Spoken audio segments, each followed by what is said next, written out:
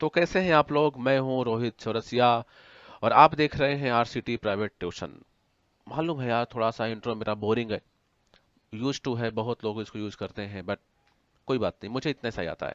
कुछ तुम्हारे पास नया है इंट्रो बोलने के लिए कि सर आप ये भी बोल सकते हो, तो प्लीज मुझे सजेस्ट करो कि हाँ आपको ये भी बोलना चाहिए। तो हम टॉपिक पे आते हैं। टॉपिक हम लोगों ने प्रीवियस लेक्चर में 1.5 का फर्स्ट, सेकंड और थर्ड क्वेश्चंस देख चुके थे और आज हम लोग देखने वाले हैं फोर्थ क्वेश्चन। हालांकि 1.1 1.5 का फर्स्ट, सेकंड या थर्ड क्वेश्चंस मैंने यूट्यूब में अपलोड कर दिया है। अगर आपने नहीं देखा है तो जाकर देख सकते हो। ऐसा नहीं है कि आपने फर्स्ट, सेकंड, थर्ड आपको आपने नहीं समझा है, आपको ने वीडियो नहीं देखा हुआ है तो आपको ये नहीं समझेगा। ये आपको समझेगा डायरेक्टली, आप यहां से भी इसको देख सकते हो।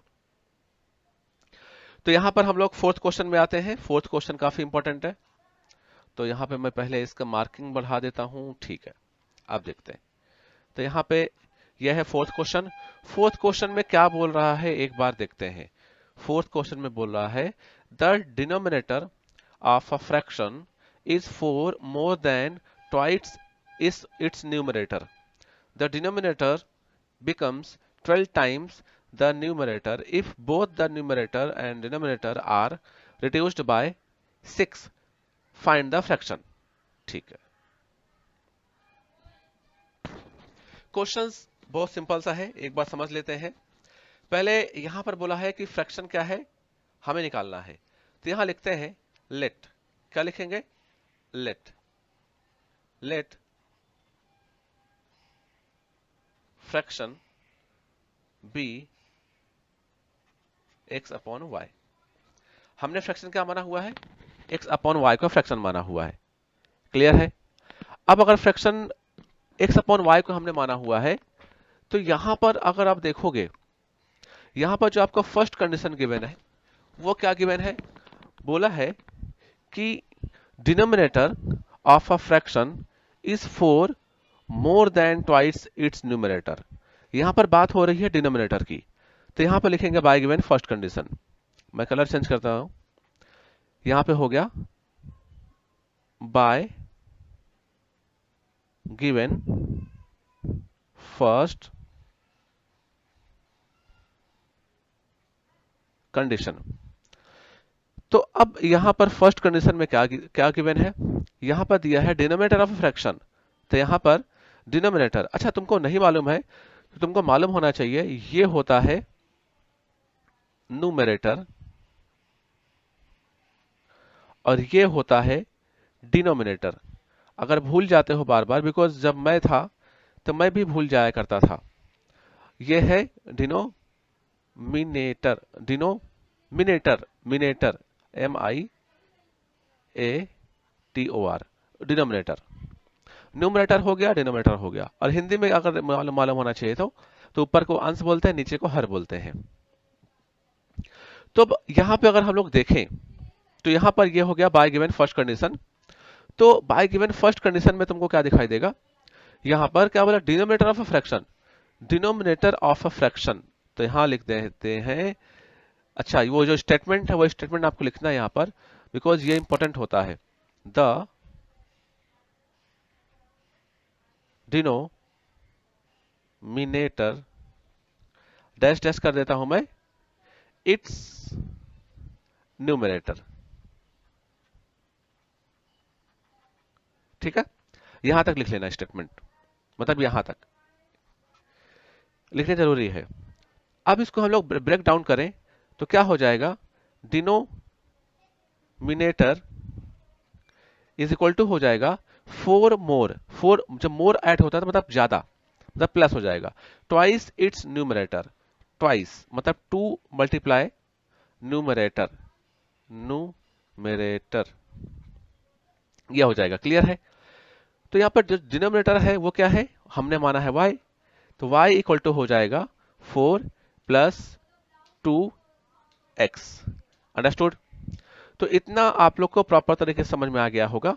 अब हम यहाँ पे कहानी को थोड़ा चेंज करते हैं। तो यहाँ पे देखो, ये 4 यहाँ पे आएगा, ठीक है, और जो ये y है वो यहाँ पे जाएगा, बिकॉज जो हमारा स्टैंडर्ड इक्वेशन है वो हमें मालूम होना चाहिए।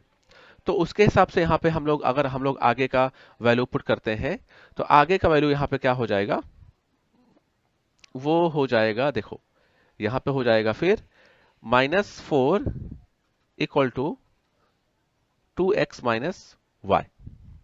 अंडरस्टूड। अब ये 2x माइनस वाई हो गया, तो अब हम इसको पूरा का पूरा चेंज कर सकते हैं, मतलब ये पूरा इधर जाएगा और ये पूरा इधर आएगा, मतलब हो जाएगा यहाँ पे 2x minus y equal to -4। ये हमारा हो गया फर्स्ट इक्वेशन। तो होप सो आपको जो फर्स्ट इक्वेशन है वो समझ में आ गया होगा। अब हम लोग देखेंगे नेक्स्ट इक्वेशन क्या होगा। देखो, तो यहां पर हम अब मैं ड्रॉ कर देता हूं एक लाइन, हम इसके आगे अब सॉल्व करेंगे। तो अब देखते हैं नेक्स्ट इक्वेशन क्या होगा। अच्छा, अब नेक्स्ट देख लेते हैं क्या है भाई। डिनोमिनेटर, यहां पे देखो, denominator becomes 12 times the numerator, ठीक है, if both the numerator and the denominator are reduced by 6। Understood. ठीक है, इसको हम लोग सॉल्व करते हैं अभी। तो यहां पे लिखेंगे बाय गिवन सेकंड कंडीशन। ये था, देखो ये था, ये जो था ये था first condition, I am right. और हम लोग अभी सॉल्व करने जा रहे हैं सेकंड कंडीशन को। तो यहां पे लिखेंगे बाय गिवन सेकंड कंडीशन, बराबर, ये हो जाएगा हमारा second condition. Understood. Second condition में क्या बोला हुआ है, यहां से देखो, यहां से न्यूमरेटर बिकम्स 12 टाइम्स। तो जो स्टेटमेंट है डिनोमिनेटर डैश डैश में कर देता हूं, लिख लेना यार तुम लोग, रिड्यूस्ड बाय 6, ठीक है। अच्छा, दोनों साइड में, मतलब ये हो गया, दोनों साइड में अगर हम लोग रिड्यूस, मतलब यहाँ पे माइनस, दोनों साइड में अगर हम लोग 6 से माइनस करते हैं तो क्या हो जाएगा, डिनोमिनेटर वो 12 टाइम्स हो जाएगा किसके, न्यूमरेटर के। मतलब ये अगर मैं इसको सॉल्व करूं तो यहां पे हो जाएगा डिनोमिनेटर मिनेटर -6 करता हूं तो जो न्यूमरेटर उसका 12 टाइम्स हो जाएगा, मतलब न्यूमरेटर -6। क्लियर है। अब जो डिनोमिनेटर यहां पर है वो कितना है, y है, तो y -6 इक्वल टू हो जाएगा 12, न्यूमरेटर हो गया तुम्हारा x -6। अंडरस्टूड। अब अगर हम इसको ब्रेक डाउन करें, सॉल्व करें, तो y -x इक्वल टू हो जाए 12। अब देखो, जब, अगर तुम्हें मालूम होना चाहिए कि जब ब्रैकेट ब्रेक होगा, मतलब ये इससे मल्टीप्लाई हो जाएगा, तो 12 into x minus 12 into 6। Clear है। अभी जो नेक्स्ट हम लोग देखें, तो यहां पर देखो y -6 equal to y -6 equal to 12 into x, तो हो जाएगा तुम्हारा यहां पर 12x, और यहां पे 12 6 होता है 72। अंडरस्टूड। अब देखो यहाँ पे जो नंबर है, देखो अब फिर से यहाँ देखो, यहाँ पे ये जो नंबर है वो ये साइड आ जाएगा, बराबर है, और जो y है वो ये साइड आ जाएगा, बिकॉज वेरिएबल वन साइड में और नंबर्स वन साइड में। तो -6, अब देखो -72 है तो इधर आएगा तो प्लस में हो जाएगा, तो +72 is equal to 12x minus y. ये y प्लस में था, इधर आया तो माइनस में हो गया। क्लियर है। अब अगर हम इसको आगे सॉल्व करते हैं, इसको आगे अगर हम सॉल्व करें तो 72 और -6 हो जाएगा कितना, फटाफट बताओ, +66 equal to 12x minus y. Understood. तो अगर हम लोग इसको अगर वापस सही से लिखें तो ये हो जाएगा 12x minus y equal to 66। ये हो गया सेकेंड इक्वेशन। क्लियर है। तो फर्स्ट स्टेटमेंट हमारा क्लियर हो गया, सेकंड स्टेटमेंट हमारा क्लियर हो गया। जो फर्स्ट स्टेटमेंट था उसको एक बार मैं यहाँ पर फिर से ड्रॉ कर देता हूँ ताकि आप कंफ्यूज ना हो। ये था हमारा सेकंड स्टेटमेंट और ये था हमारा, सॉरी वो था हमारा फर्स्ट स्टेटमेंट, ये था हमारा सेकंड स्टेटमेंट। तो दो स्टेटमेंट हमारे क्लियर हो गए। अंडरस्टूड। अब अगर हम लोग आगे सॉल्व करें इसको, तो ये हमारा फर्स्ट इक्वेशन है, देखो ये हमारा है फर्स्ट इक्वेशन और ये हमारा है सेकंड इक्वेशन। दोनों इक्वेशंस को अगर हमें सॉल्व करना है तो यहां पर देखो y और y सेम सेम है, लेकिन साइन भी सेम है। जब साइन सेम होता है हमें मालूम है हमें करना होता है सब्ट्रैक्शन, ठीक है। तो फर्स्ट को हम माइनस कर देते हैं सेकंड से, तो यहां पे लिखेंगे, यहां पे सब्ट्रैक्टिंग, मैं कलर चेंज कर देता हूं ताकि कंफ्यूज नहीं होना चाहिए। यहां पे लिखते हैं सब्ट्रैक्टिंग 1 फ्रॉम सेकंड। अंडरस्टूड। तो यहां पे हो जाएगा 12x माइनस वाई 66 और फिर यहां पर 2x minus y equal to -4। याद रखो हम कर रहे हैं सब्ट्रैक्शन। क्या कर रहे हैं हम लोग कर रहे हैं सब्ट्रैक्शन। ये कंफ्यूजन नहीं होना चाहिए तुमको। हम लोग क्या कर रहे हैं, सब्ट्रैक्शन। और जब हम सब्ट्रैक्शन करते हैं तो तुम्हें मालूम है नीचे का साइन चेंज होता है, तो ये माइनस में हो जाएगा, ये माइनस में हुआ, सॉरी ये प्लस में हो जाएगा और ये भी प्लस में हो जाएगा, ठीक है, ये भी प्लस में हो जाएगा। अब अगर हम इसको सॉल्व करते हैं तो 12 में से 2 गया, 12 में से कितने जाएगा, 2 जाएगा, तो हो जाएगा यहां पे तुम्हारा 10x, 10x और ये 0 हो जाएगा बिकॉज y में से y गया 0 और 66 में से कितना गया 4। अगर 66 में से 4 जाएगा तो कितना बचेगा, जल्दी बताओ, बताओ बे। अच्छा क्या माइनस करने वाले हैं क्या यहाँ पर, नहीं यार 66 और ये प्लस हो गया ना 4, तो हो जाएगा तुम्हारा यहाँ पे 70। और देखो तुम्हें मालूम होना चाहिए कि यहाँ पे 10x मतलब होता है 10 इंटू एक्स इक्वल टू 70, तो यहाँ पर x इक्वल टू हो जाएगा 70 अपॉन 10, 70 अपॉन 10 और 70 अपॉन 10 यहाँ पर हुआ तो मतलब हो जाएगा यहाँ पर 7, तो x का वैल्यू आया हुआ है 7। मतलब एक बात तो क्लियर हो गया भाई, एक बात तो क्लियर ये हो गया कि यहां पर मैं पहले बना देता हूं बॉक्स, ये देखो ये बन गया बॉक्स। मतलब यहां पर देखो यहां पर x का तो वैल्यू आ गया। अब बात करते हैं यहां पर y का वैल्यू निकालने का है, तो फर्स्ट इक्वेशन में पुट करो x का वैल्यू और चाहे तुम सेकंड में पुट करो। तो मुझे लगता है कि भाई यहां पर अगर कोई समझदार इंसान होगा ना तो वो पुट करेगा फर्स्ट इक्वेशन में, है ना। तो यहां पे हम लोग सॉल्व करते हैं, फिर से पहले इसको लाइन ड्रॉ कर देता हूं यार मैं, चलो ये मैं लाइन ड्रॉ कर दिया। अब x का वैल्यू हम पुट करते हैं कहां पर, फर्स्ट इक्वेशन में। कहां है फर्स्ट इक्वेशन, ये है 2x माइनस वाई।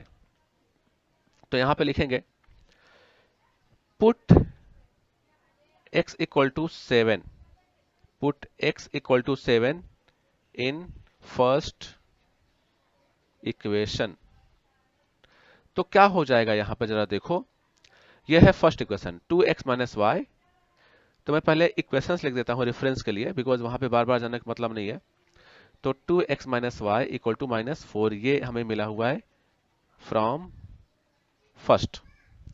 तो यहां पर 2 into 7 minus y equal to -4, यहां पे 14 माइनस वाई इक्वल टू -4, ये 14 जाएगा वहां पर, तो माइनस वाई इक्वल टू -4, अब 14 प्लस में है तो हो जाएगा यहाँ पे माइनस में, माइनस हुआ 14।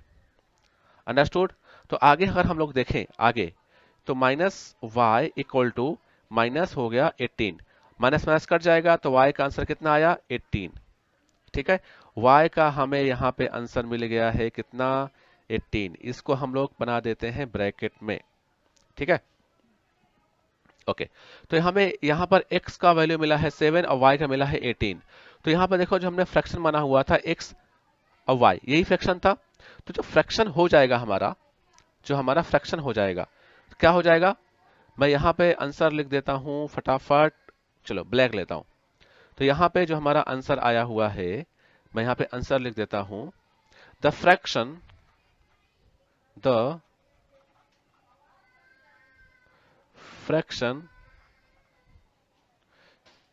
will be विल बी कितना 7/18। अंडरस्टूड। या फिर अगर मैं इसको और भी अच्छे से लिखूं, अगर मैं इसको और अच्छे से लिखूं तो हो जाएगा 10। 10 मतलब इसलिए THUS 10, the fraction will be x/y equal to 7/18। Okay, so hope so ये वाला क्वेश्चन भी आपको समझ में आ गया होगा। कुछ था नहीं इसमें, हमने फ्रैक्शन माना फिर सॉल्व किया। इसका जो भी नोट्स होगा यही सेम जो नोट्स है, इसको पीडीएफ के फॉर्म में मैं आपको टेलीग्राम चैनल में अपलोड कर दूंगा। अगर जो टेलीग्राम में चैनल में अभी तक नहीं ज्वाइन हुए हैं वहां पे जाओ, ज्वाइन हो जाओ। बिकॉज वहां पर इसी नोट्स के साथ साथ ही नहीं, वहां पर जितने भी क्वेश्चंस पेपर होते हैं वो वहां पर हम सॉल्व करते हैं, बोर्ड के क्वेश्चंस होते हैं वो सॉल्व करते हैं। और एक बात आप और आपके लिए, अगर मान लेते हैं कि आप किसी पर्टिकुलर स्कूल के हो और वो स्कूल का एग्जाम हुआ, आपके स्कूल में एग्जाम हुआ, मैथ का एग्जाम हुआ, और वहां का जो क्वेश्चन पेपर है आप चाहते हैं कि उस क्वेश्चन पेपर को मैं यहाँ पर प्रॉपर तरीके से एक्सप्लेन करूं, सॉल्व करूं, तो आप मुझे बोल सकते हो उसी टेलीग्राम में। आप मैं एक लिंक सेंड कर दूंगा आपको, तो वहां पर ईमेल में मुझे आप अपना क्वेश्चन पेपर सेंड कर दीजिए, फिर वहां से मैं आपके क्वेश्चन पेपर को लेकर उसको प्रॉपर तरीके से एक्सप्लेन करके करके उसका मैं वीडियो अपलोड कर दूंगा।